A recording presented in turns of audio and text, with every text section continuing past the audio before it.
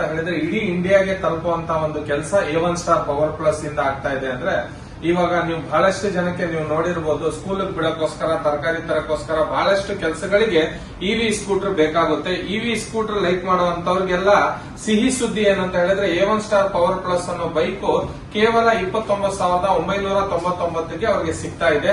ಇದರ ಜೊತೆಗೆ ಯಾವುದೇ ರೀತಿಯ ಸರ್ವಿಸ್ ಅಥವಾ ಯಾವುದೇ ರೀತಿಯ ಸಮಸ್ಯೆ ಇದ್ರೂ ಕೂಡ A1 star power plus app ಅನ್ನು ಡೌನ್ಲೋಡ್ ಮಾಡಿಕೊಂಡು ಹೆಚ್ಚಿನ ಮಾಹಿತಿಯನ್ನು ಪಡ್ಕೋಬಹುದು. ಅದರ ಜೊತೆಗೆ ನಿಮ್ಗೆ ಎಲ್ಲಾ ರೀತಿಯ ಸೌಲಭ್ಯಗಳನ್ನು ಕೂಡ ಅದರಲ್ಲಿ ಒದಗಿಸಲಾಗಿದೆ.